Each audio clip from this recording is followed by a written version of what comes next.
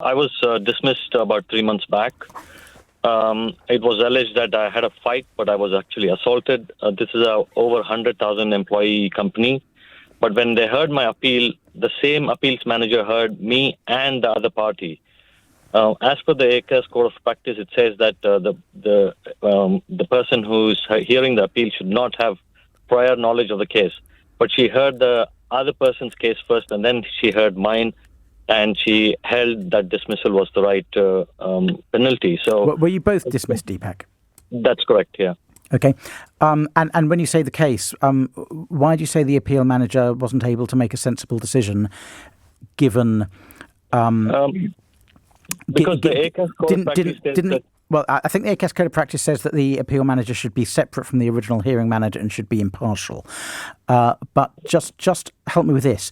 Even if it did say that they should have no previous knowledge of the case, yeah. I don't think it does say that. But even if it does say that, wouldn't the appeal manager need to form a view about whether you were assaulted or whether you were the assaultee by, amongst other things, speaking to the other individual involved in the fight?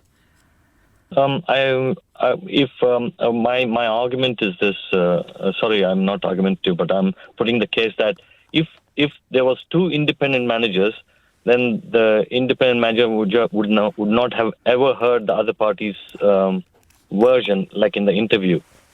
So by hearing the other party first, I believe that her thoughts were contaminated.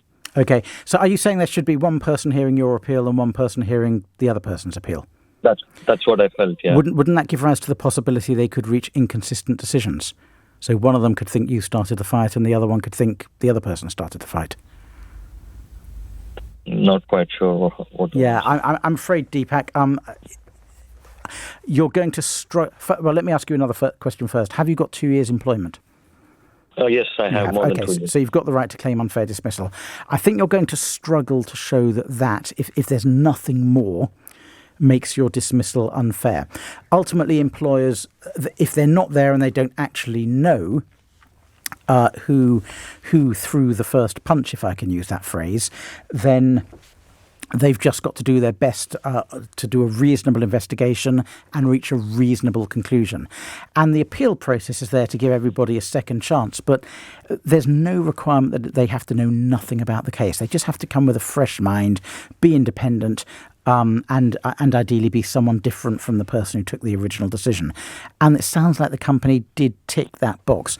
I actually think it would be counterproductive, I'm afraid, to have two separate people hearing the two appeals because, as I said, they could reach completely inconsistent decisions, which means the two of you could both be allowed back to work and could both end up in the same room again, causing exactly the same problems all over again. Deepak, I totally understand and I sympathise with you as to why you feel frustrated by this and why you want to clear your name and fight. But Deepak, legally, I'm afraid that's not going to be enough to win you an unfair dismissal claim.